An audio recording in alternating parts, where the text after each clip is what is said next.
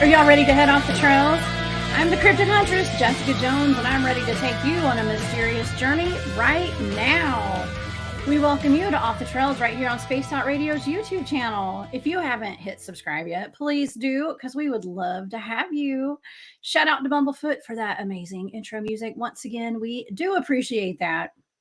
You can follow us on Twitter at Spaced Out Radio, Instagram at Spaced Out Radio Show, and on TikTok at Spaced Out Radio. You can find me at thecryptidhuntress.com, and please subscribe to my YouTube channel, The Cryptid Huntress. Also, please visit my shop, War Woman Goods. You guys can find that on Etsy and on my website. Hit that shop link. All right, I have a fantastic guest here at SOR tonight. Once again, I have Mr. Nick Valente here in the studio. Don't forget that right after my show, we have a great program set up for you guys with the After Hours crew.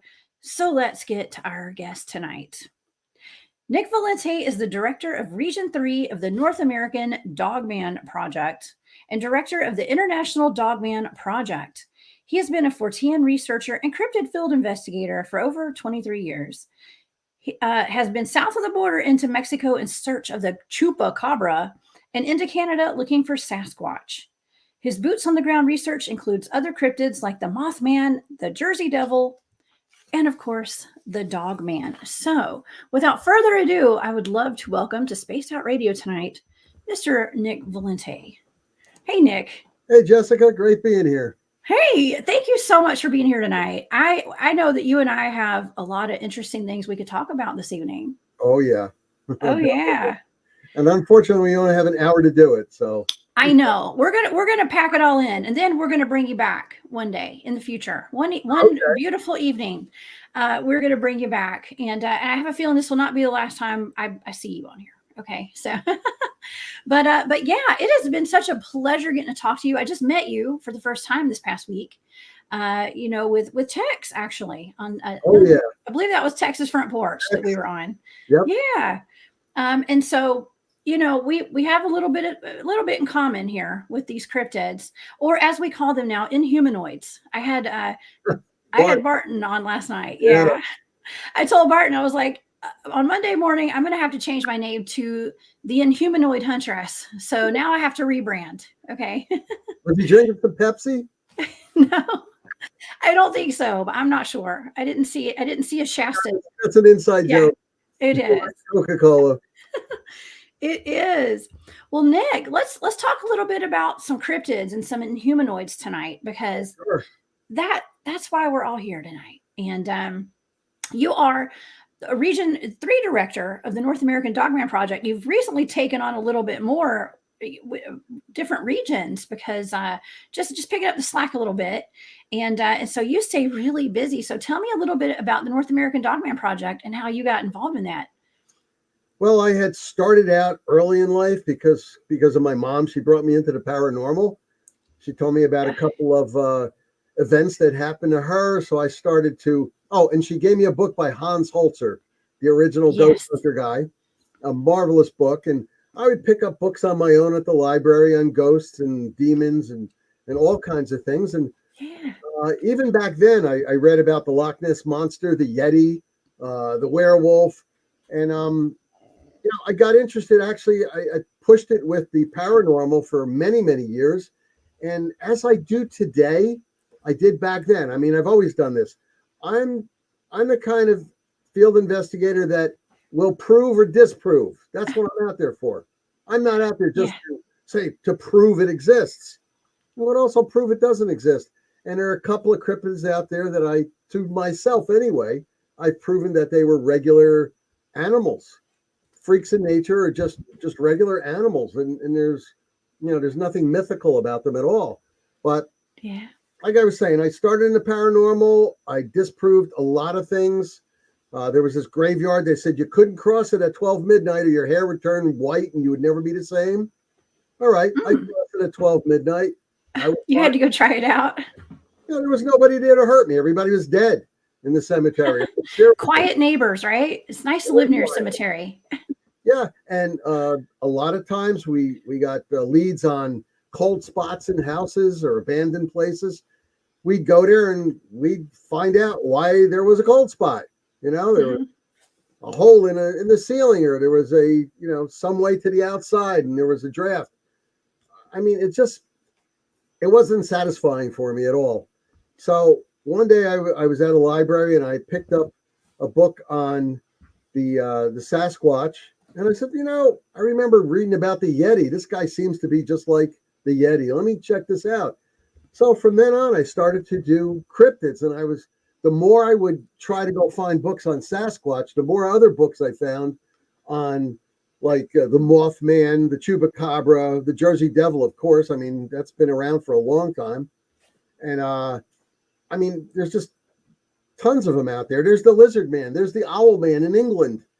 Yeah. Name it, every country has their specific type of, or actually they have several cryptids. So, I mean, it's an interesting field. Early last year, I took 2 courses. You can't get in the United States, but I took 2 courses on cryptozoology. I got them one in Europe, and I think one came from, oh gosh, where is it? I think it's Finland. And they had courses, diploma courses. Took 6 months to do them, but I did them because, after all, you want to know what you're talking about. And you want to see what they have out there. What would they put out there? Years ago, some of the colleges down in Florida, for instance, they had cryptozoology courses, but they're gone now. You can't even find them. I've tried. Yeah. I wonder why. It's so mind-blowing. Today, Nick, I went to a fall festival here near where I live, in a community that I grew up in, out in West Georgia, and it was called McIntosh Reserve, and they had their fall festival. And guess what their mascot was? You'll never guess. A Bigfoot. Okay. Bigfoot. Oh, great. It was a Bigfoot, and here are the T-shirts. I actually bought a T-shirt today. McIntosh Reserve. They actually had people dress up like Bigfoots there, Sasquatch, and it's actually known to be an area of having Bigfoots. And this is a county government run, piece of land, and they're all about Bigfoot, and they really do promote that. Well, it's just like the Mothman Festival. What was it, last week? Yeah. I mean, that's a big deal. They've got that right there, that giant statue.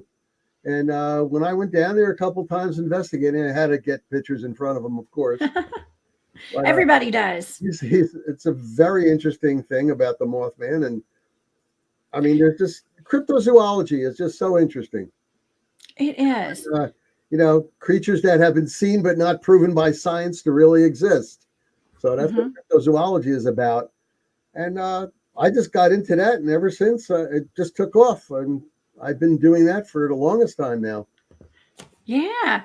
Well, when I hear the name Nick Valente, I think of Dogman. Okay, and the North American Dogman Project. So, that is a really big thing right now, and I don't know if it's because Dogman is so prevalent because there's more sightings right now, or I did a show on Friday night about the wolf woman of Mobile, Alabama, and it turns out that seems to be a werewolf type creature. It just seems like the stories are becoming more prevalent right now with Dogman and werewolves.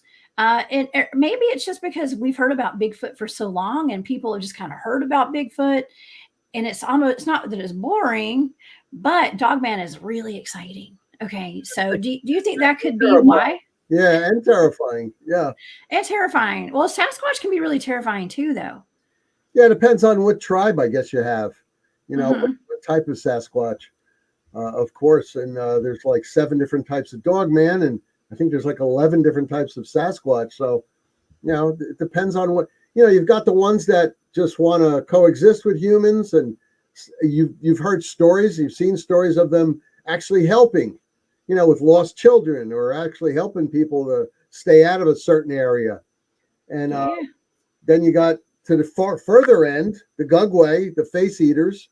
They're located mostly in eastern Canada, just above Maine. And those face eaters, they're terrifying.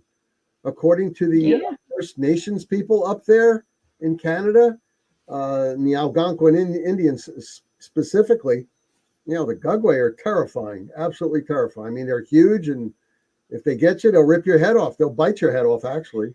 That's one of their trademarks, right? Where they twist your head off. Yeah.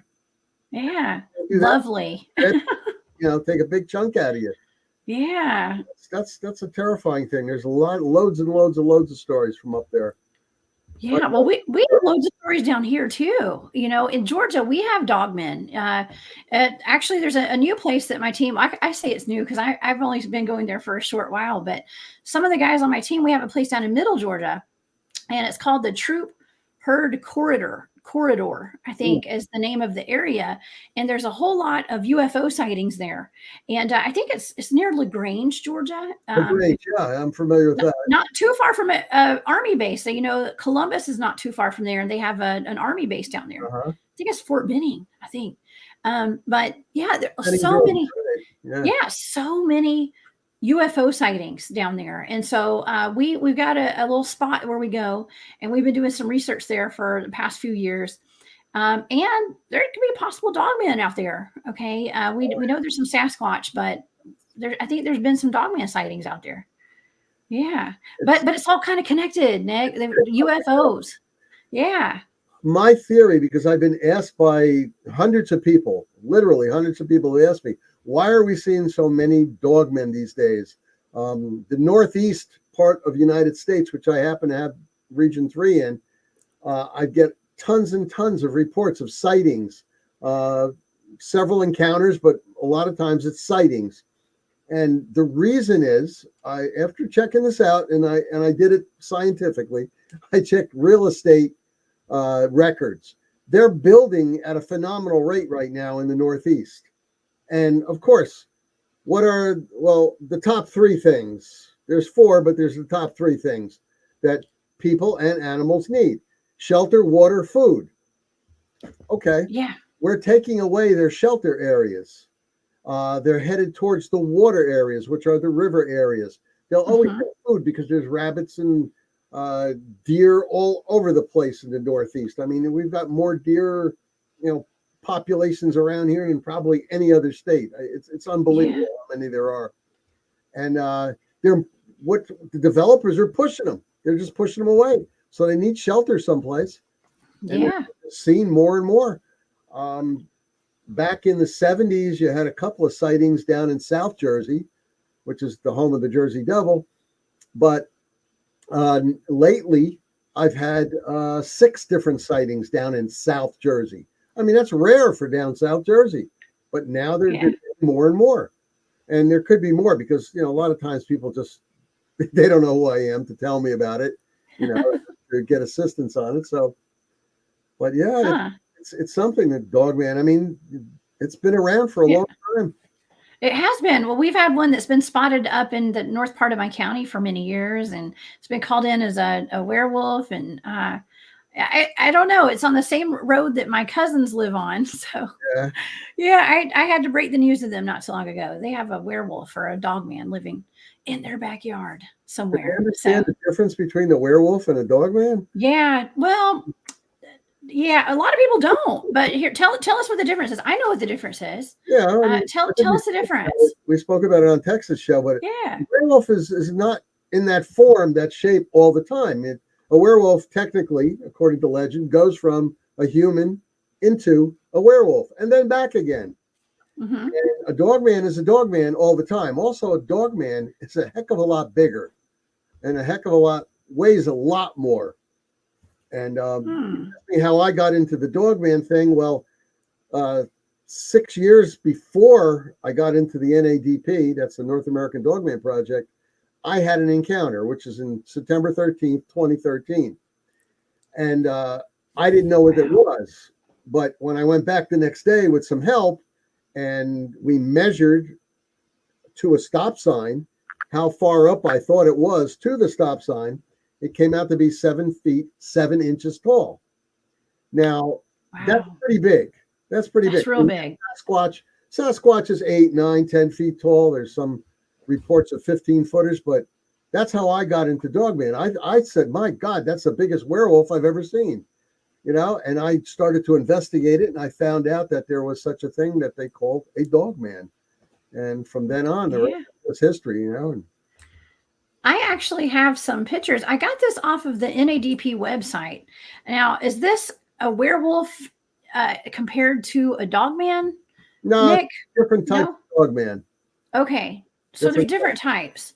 Yeah, Okay. Well, yeah, I also have this. I pull this up quite often because yeah, especially when I'm yeah, talking yeah. about the different dogmen that, That. Okay, yeah. good.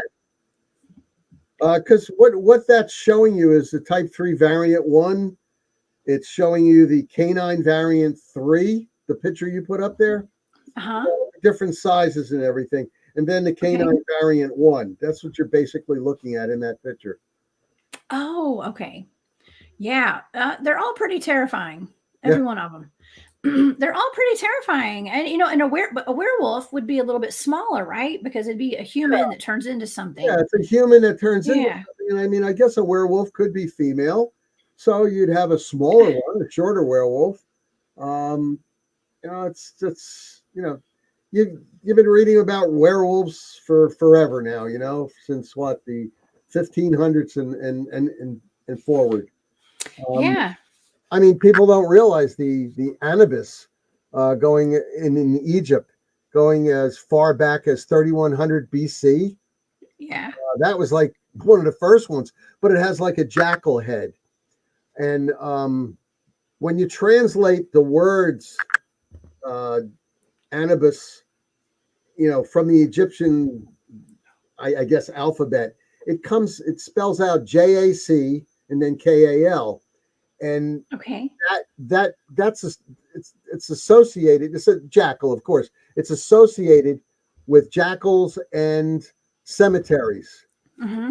The word Anubis, and they're the protectors of cemeteries. And Yeah. The underworld. yeah, and it's funny that in Egypt they had that idea, but over here in the United States, the Native American Indians look upon the dogman as the protectors of their cemeteries. Interesting. And as it happens, and I didn't come up with this idea or this thought. It was brought to me by Josh Turner. I think we all know Josh Hmm. Turner. Oh yeah. In our Paranormal Roundtable. Yes. yeah, in our many talks, after telling him about my encounter, I came back to him a few months later, and because he thought it was a paranormal being, and I didn't think it was because I actually saw it eating something, which was Okay. actually a part of a deer. I heard it leave, and as it's walking away, it's crunching the leaves and the sticks that are on the ground, and I could also smell it. So, I mean, that's something a lot of people never tell me when I interview them. I said, "Well, you had an encounter, and you were what, 20 feet away, 30? Did you smell anything?" They have Hmm. awfully pungent odor. They smell like urine and blood combination. Ew. Only a few people have ever said that to me. Interesting. Yeah, Yeah, you hear about Sasquatch smelling horrible, and yeah, I've smelt some very interesting scents in the woods myself. Uh, but it does smell like sometimes like death or sewage or something. And yeah, but so the dogman has a completely different scent. yeah. He does. He doesn't. Well, you know what? Dogs actually clean themselves. They lick themselves and all that. Oh So, yeah. and so do wolves for that matter. And they lick their young and everything. So maybe I don't know, maybe they clean themselves. But he did have a rank odor, and I had a bunch of people give me the same description of the odor, that I spoke to, and it was like, okay, you must have bumped into something then, and you must have had a real encounter. Nobody Yeah. that close to smell them. Yeah. I saw a very interesting video that I believe Jody Cook had forwarded over to me, and it looked like a dog man digging up a grave in a cemetery. Mm. Are you familiar with that? And I know Joe Monk's here in the chat. He said Dogman isn't protecting the cemetery; he's eating the corpses. What do you think about that? And tell me what your thoughts on that video. Well, it did look like that, and a lot of people would say, oh, it was a ghoul, or whatever they call them. Hmm. But no, that did look like it was a wolf-like animal, and it could have been digging something up for the bones that are underneath it. It could Yeah. have been a fresh burial. That was my thoughts on that. Now, what I was trying to get at before, and it coincides with what you just said. Hmm. When I told Josh Turner about it, I came back to him several months later and I says, hey, Josh, I just found something out because I reopened my case up in the Watchung area that I saw I don't want to say saw, I had an encounter because I was outside my vehicle and I was 30 feet away from it. I said, the Lenape Indians, like I told him before, were in that area. It's called Watchung Reservation, Watchung, New Jersey area. Uh-huh. And they do have a burial ground up there, which I didn't know about at the time. I reopened my investigation because I had a couple of reports from people from up that area that said that they saw a bipedal wolf-like creature. And I said, well, it's kind of close to where I am, so I might as well reopen the investigation. And I went there with a couple of people. I usually like a team of 7, but that's only at nighttime usually. I went up to a few people and we were checking the area out, and we did find some claw marks that were not black bear claw marks. And as I was describing to you, a black bear actually only has a paw about the size of my hand. And when they claw something to climb a tree, you're going to see that claw mark. You can differentiate that. These claw marks are spread apart. And I do mean spread apart and going up a tree. So that's what we were finding. And then as I kept investigating it, they have a museum over there up in the Watchung Reservation. And I was talking to the museum curator and some of the people that were there about this, because of course you want to interview everybody. Uh-huh. They said, yeah, there's a Lenape Indian burial grounds on the reservation up top there. And mind you, it's a park. People can go there for barbecues. And I mean, they got really nice lawns over there now. They cut down the trees in certain areas. But you can also go hiking in the wooded areas. And there's water. There's a water source there. And there's deer. And there's snake. And there's a lot of things out there. But there is a burial ground there. So I don't know. I came back to Josh with that. And I said, Josh, maybe there's something to it, what you told me. Yeah. Who knows? Well, it's worth it getting everybody's thoughts on something, not just keeping all the information to yourself and just kind of putting it out there and getting your minds to all work together on these mysteries, Oh, yeah. So, yeah, that sounds like a big claw mark, too. I mean, not just one. I'm talking about several. And it went all the way up the tree, and we found other trees with claw marks on them. I mean, I've seen bear claw marks. I know what they do look like. Unless this was a brown bear or a grizzly bear, and a grizzly has a paw about that wide. Yeah, but are those regional? No, to the area here anyway, and I don't think you have them. No, I mean we have bears in Georgia, but they're not grizzly bears. Yeah, they're probably black bear for the most part. Yeah, we do have black bears. Yeah. Well, interesting. Well, all right. So let's move on to something a little bit different tonight. Okay.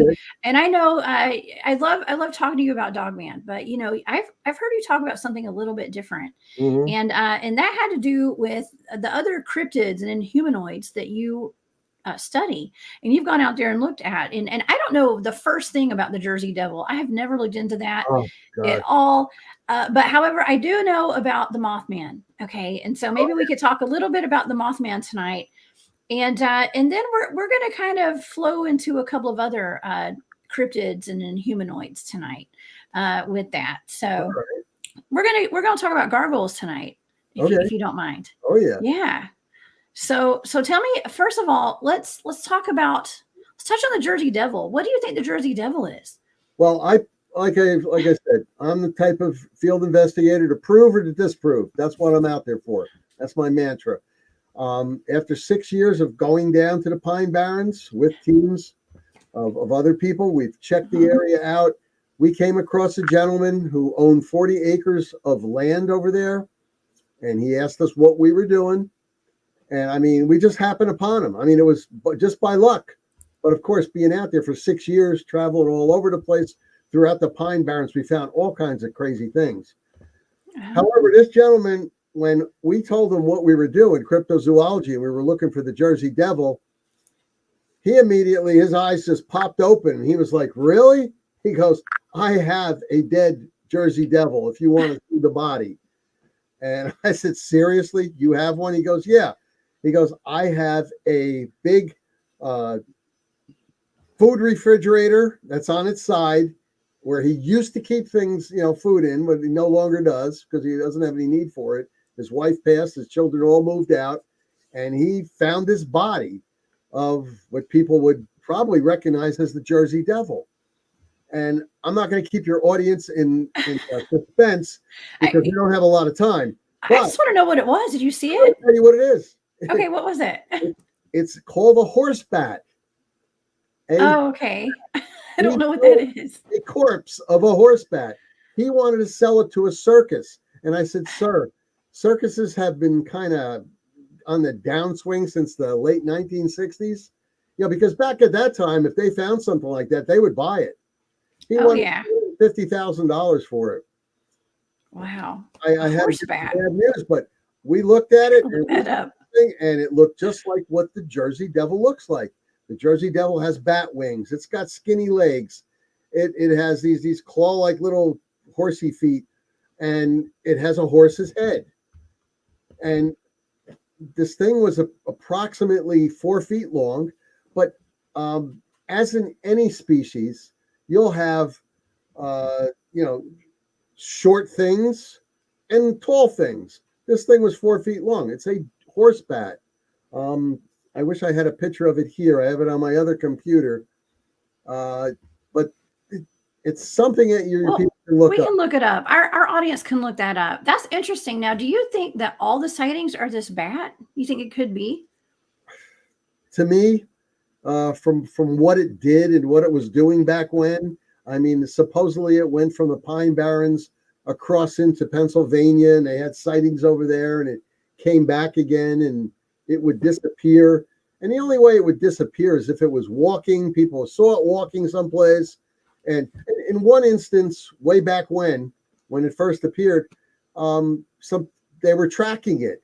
They had the townsfolk came out, and they had posses out there, and they were tracking it, and they lost track of it in somebody's backyard.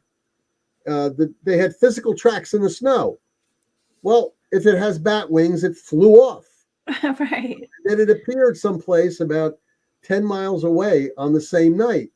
So I'm thinking it was a bat, because just like there are Black Panthers in England, and we all know that they're not indigenous to England. We have tigers in New Jersey, which are not indigenous to New Jersey. The thing is, people bring them in illegally, of course, and they own them, and then they decide, let me push them out. Just like in the late 60s and early 70s, we had a lot of in New Jersey and New York, we had a lot of alligators in the sewer reports. Yeah. Oh, I think I saw a movie about that scared me to sit on the toilet when I was a kid. Coming up through your toilet bowl? Yes. Whoa. People were flushing alligators down their toilet bowls. There was a movie about that. I do recall that. Also, they were throwing it into the rivers. Yeah. They were throwing into the rivers and the streams. In New York, there's an apartment building that was, I think it was 10 stories tall, and a snake popped up out of this lady's. Oh, geez. Doing her eyelashes. Always turn your lights on when you use the bathroom. Yeah, I mean, it was on the fifth floor. It came all the way up to the fifth floor, and it hung around. She called the cops. The cops called the animal control, and they got the thing. But the silliest things happen because people buy these pets in Florida, Louisiana, and they'll bring them home, and they're little tiny things. And suddenly they're not little tiny things anymore. Oh, Lord, tell me how I know. Listen, I had a pet boa constrictor when I was in college. Let's just say I kept it, and it grew to be out of control big. It was so big, and we're having to feed it. I don't even want to talk about this on air. It gets really nasty. But they're horrible pets. I'm sorry. To me, it was a horrible pet. I loved Kobe. That was my snake's name. But what do you do with it once it gets so big? It just doesn't make sense. A lot of these exotic pets are just not everybody should have those. Okay. And I can speak from experience. Oh man. Well, something, speaking of reptiles, there's something that's been very mind-boggling to me is reports of modern-day dinosaurs in the United States and in North America, and there are a lot of reports of flying lizards, pterosaurs.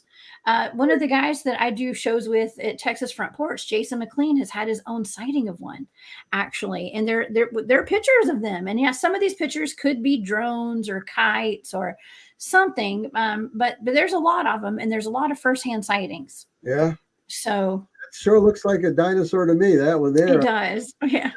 A flying lizard. Birds. Well, I think it could be something that people would consider to be a thunderbird. Right. Speaking to be a thunderbird. Yeah. And I think as we were talking about on Texas program. Tex is in the chat tonight, by the way. Hey, Tex. Hey, Tex. He's here. There was a picture back in the early 1700s of like 20 men, and we're talking the 1700s, and they have a bird like the one you just showed. They call it a thunderbird, and this thing is gigantic because the 20 men are next to each other, and it's dead, and they have it, a barn is in back of them, the men are there, and then in front is the bird. I mean, back then they weren't into going on Instagram and Facebook and saying, look what I found, to get their 10 seconds of fame. Right. Going on TikTok. Yeah. Now, was that a real picture? I just assumed that picture was Photoshopped, but because I didn't know. So what is your expert opinion on that? I cannot disprove it. it. I still to this day am trying to, locate where it was taken, specifically, so I can go to that library and try to find the newspaper it came out of, because I'm going to tell you that would be a heck of a find. Yeah, it would be.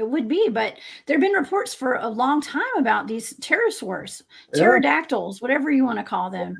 But yeah, I actually had a map. I did a show on them a while back with Jason McLean, and there were a lot, and it was out of Canada and Mexico and all down in Central and South America. Oh, too. Yeah, on people's like game cams and stuff too. So I don't know. I think we live in a very strange world right now, where the veil has thinned or the vibration of the earth has changed. I don't know what's going on, Nick. Well, people should not. I don't discount anything. I like to think outside the box, and it's possible.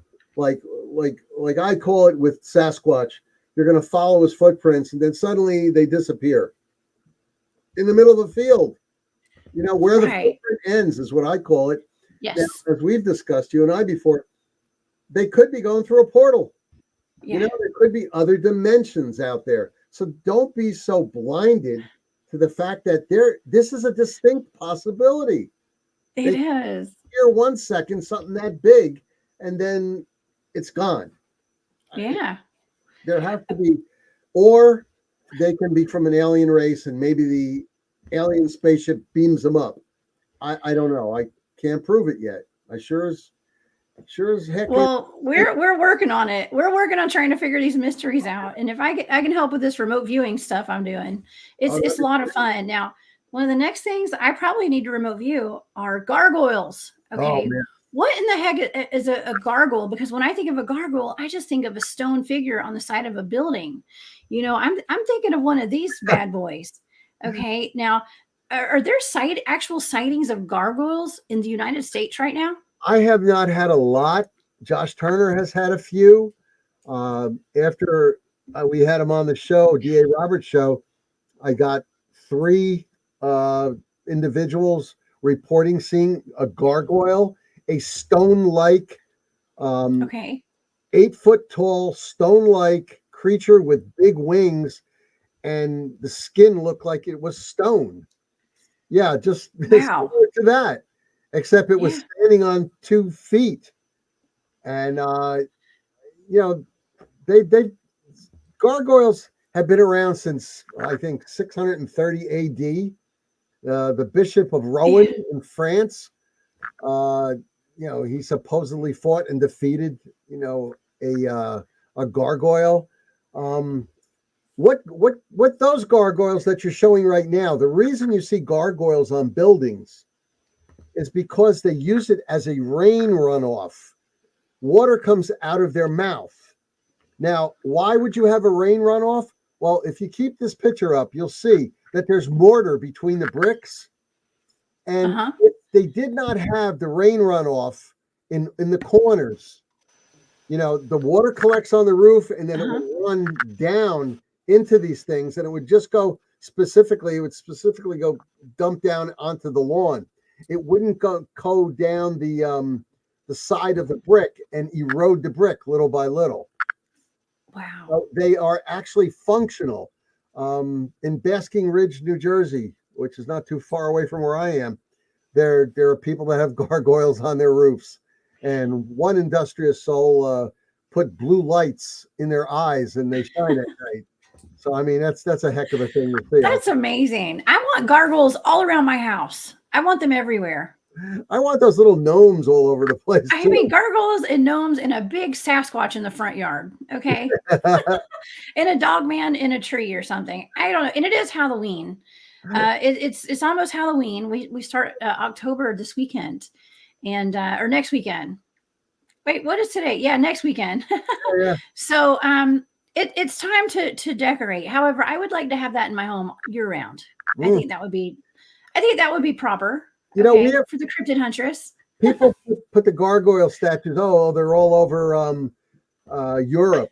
Oh, yes, they are. But they're also all over New York, and the hotbed for gargoyle statues, and on the buildings and everything. You'll never guess where the hotbed in the 19th century was. New York City, England, Pittsburgh, Pennsylvania. Okay. Pittsburgh, Pennsylvania. It was a hotbed. Washington, D.C. actually has gargoyles. They have a gargoyle, a Darth Vader gargoyle on the Washington National Cathedral.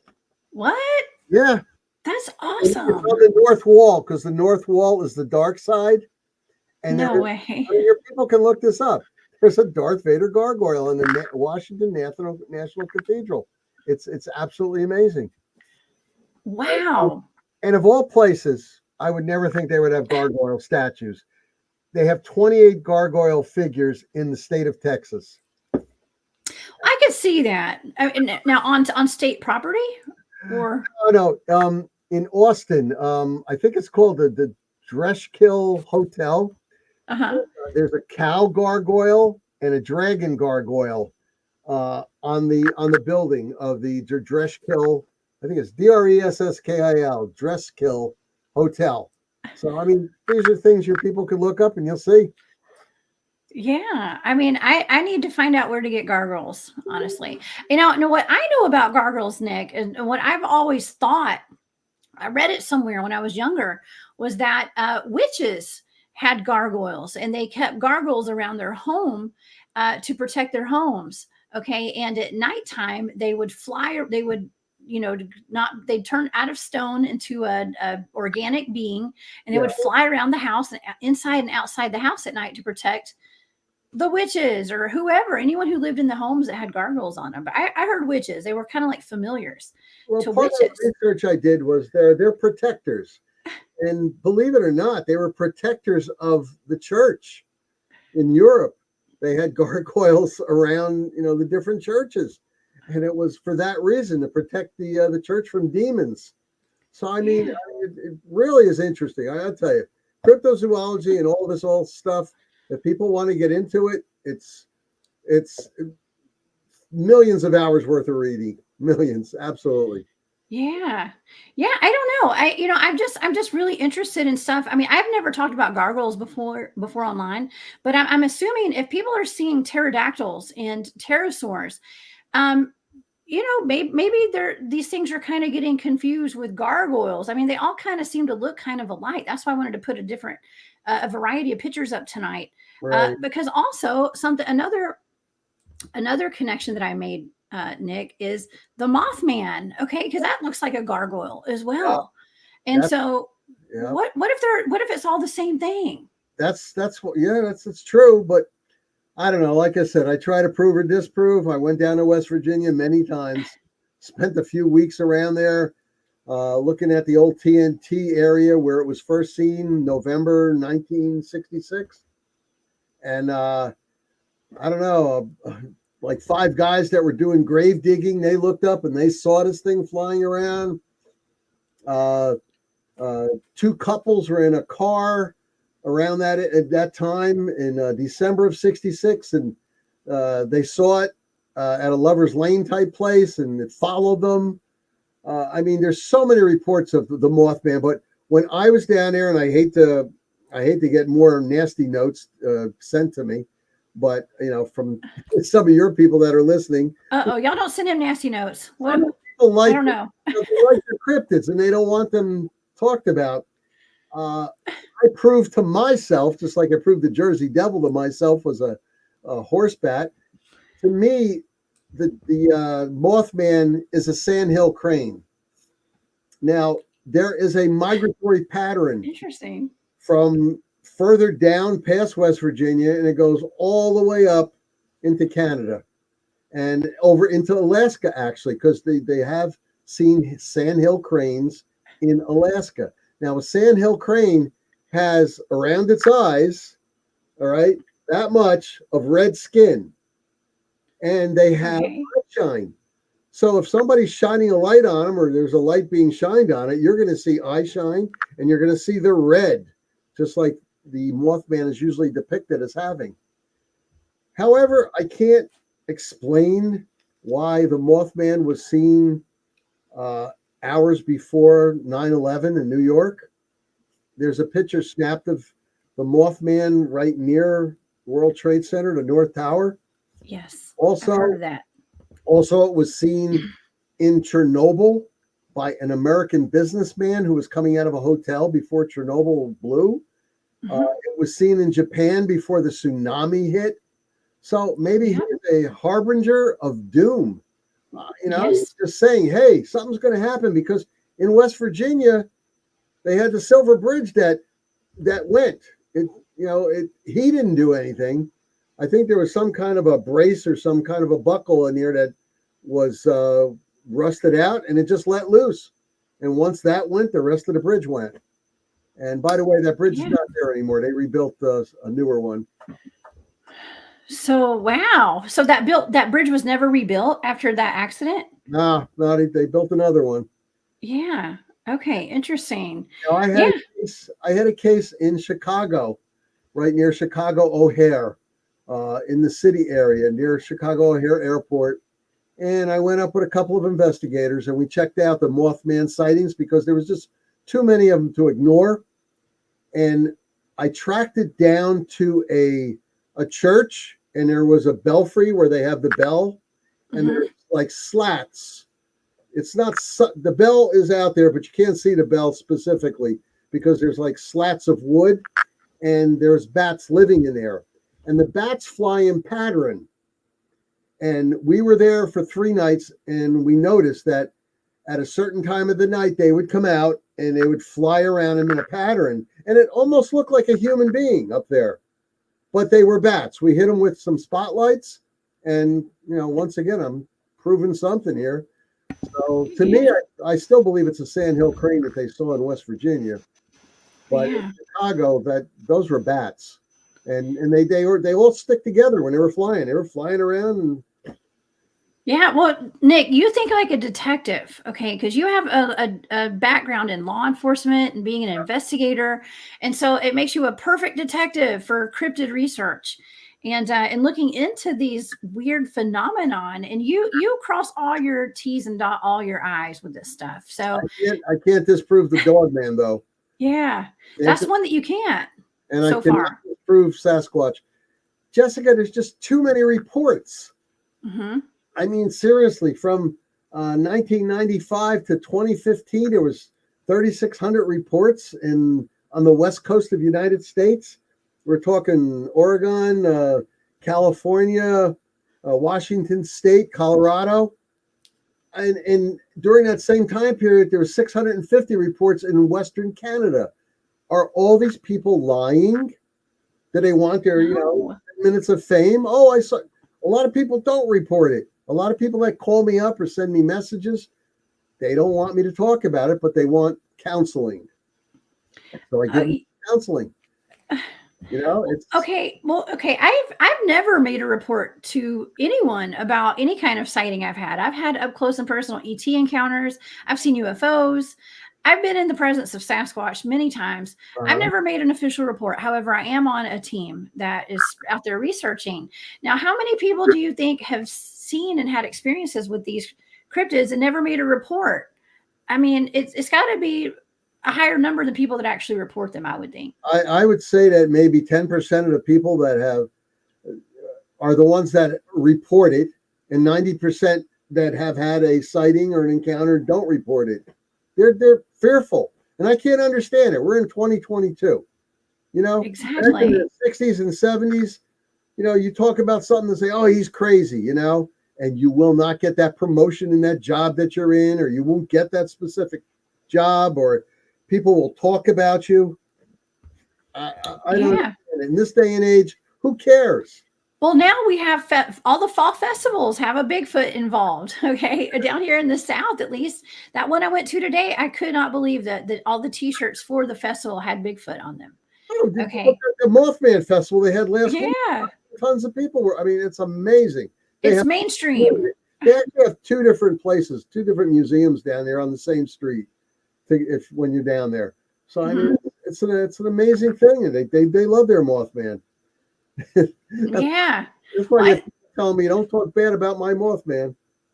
yeah. Well, I mean, I just think that everyone is seeing them more and I mean, every single car that I pass on the road now has a Bigfoot sticker on the back. Yeah, Okay. So I think it's just, it's in the collective consciousness now that these things perhaps are real, and with all the TV shows that are on, there's not a whole lot of TV shows about Dogman though, Nick. no, And I think that's what's got everybody's interest up right now is that this is the new big thing. Everybody's talking about this really violent dog man. Yeah, it's I exciting. I don't understand why they don't put more of it on television and bring it out. Is the Yeah, are they trying to hide it from people so they don't get terrorized? I mean, there's probably not a lot of them in the whole world out there. I don't believe there are. I think there could be maybe 200,000 cryptids in the entire globe, in the entire Earth, hmm and that's one of the reasons why we don't have such a bad cryptid problem of they're coming out killing humans, because yeah, I think they're smart enough to know that if they did start doing stuff like that, that we would hunt them down and kill them all. yeah. Some Stop. people would. Yeah. Well, they would want a trophy for their wall or something, right? Am I right or am I right? And that's horrible, but You're it's just correct. the state of affairs at this point. Yeah. Well, Nick, let's talk about the NADP, the national, the American Dogman Project. North American. Oh my gosh, I had a senior moment right there. I'm getting old. Uh, Sorry. but you guys are divided into regions, and you're up there in Region 3. You're the Correct. head of that. My friend Bob Grumpy was down here. He used to be the Region 5 director, but so you've kind of taken over Region 5 a little bit. I took over. Plus, I Okay. started the International Dogman Project, and it's based out of Finland. hmm We Oh wow. from Europe and everything in there. I have a lot of members of the international one that are people that live in Australia and New Zealand. In fact, I have a friend of mine, John, who he has his own show, Creepy Cryptids. He hmm lives in Australia, and he's my man on the ground. Anytime he gets something new, he sends it to me, and I post it up in the Quad Coalition of Sciences. That's a Facebook group I started. It's the paranormal, cryptozoology, regular zoology, and anything having to do with UFOs. So UFOlogy. Oh wow. Anytime John gets something up there, I mean, he was in a canoe and he was actually chased by a dog man out there. He didn't realize they can swim, and yeah, they can swim. There's a lot of reports going back in the 90s and the early 2000s of not up in northern United States, but more in southern United States, of guys out there fishing, and they would see a wolf-like creature in the water coming at them, but coming at them with speed. Oh my God. Doggy paddling? I'm just kidding. I'm kidding. I'm telling you. That is terrifying though, because you think like maybe you could just jump in the water to get away from them. No, No, absolutely not. I would assume that Sasquatch can swim too. Why wouldn't they be able to? You know? some of them probably can. I don't know. They are large, and like we were talking on Texas show, for their size, their bone thickness has to be pretty thick, Yes. and that thickness alone is going to weigh them down. So Yeah.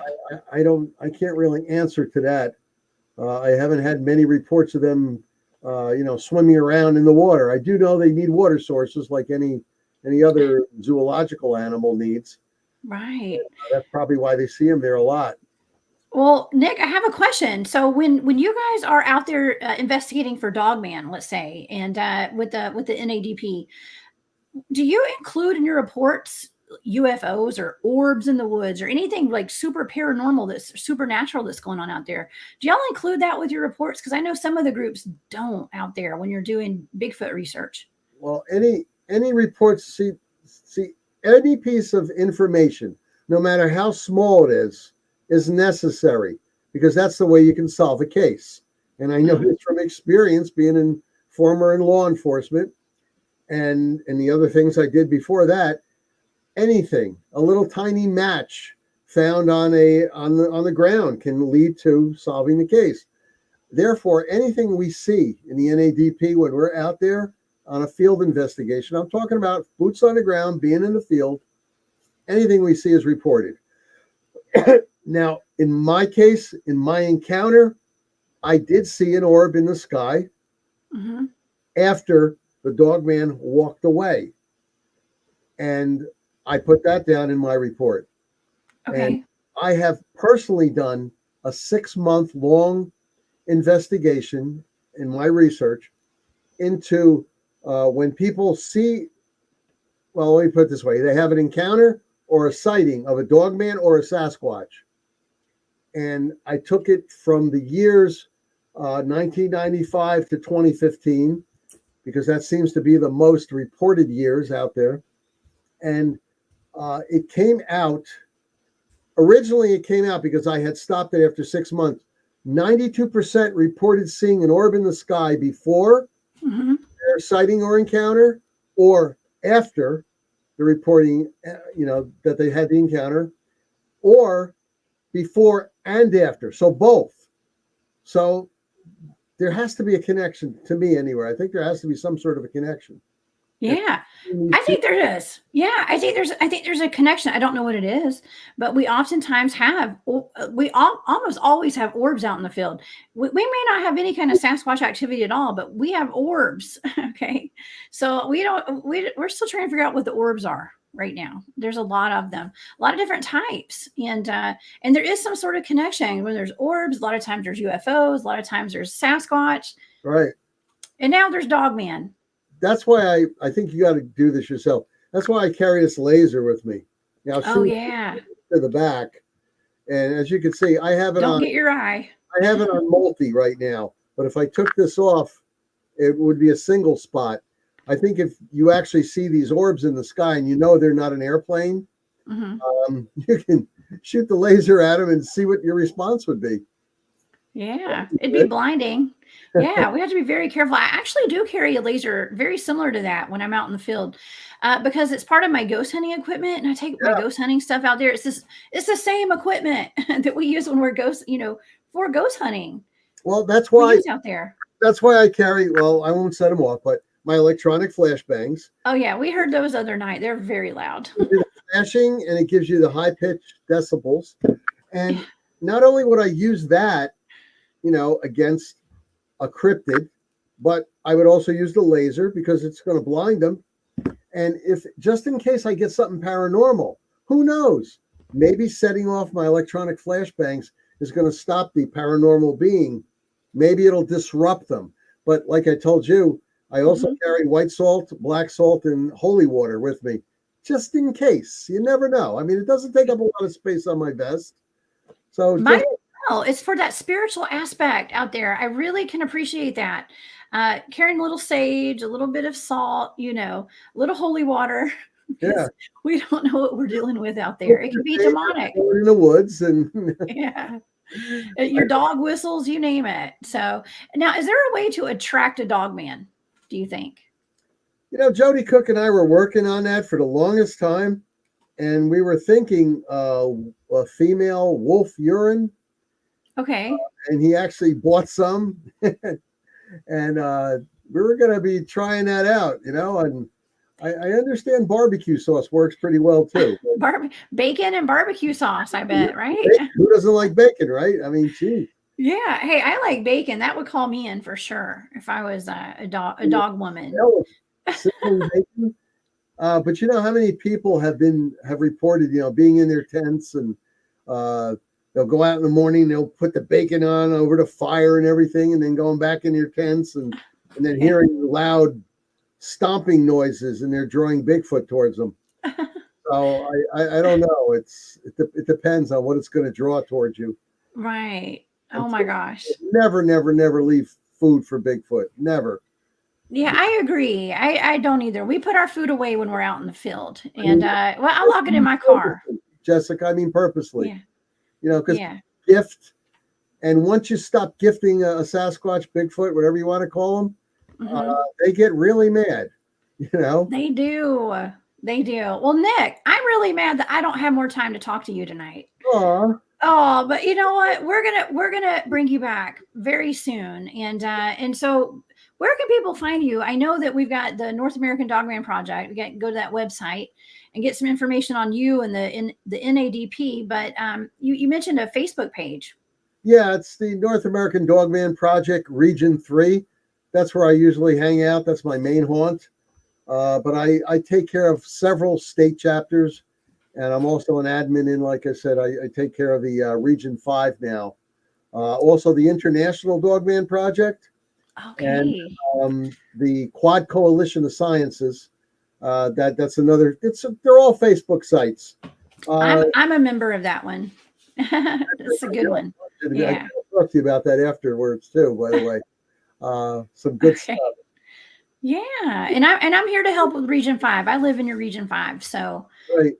I can be backup if y'all need some help down here in Dogman Country, the good old Georgia, southeastern U.S. Okay.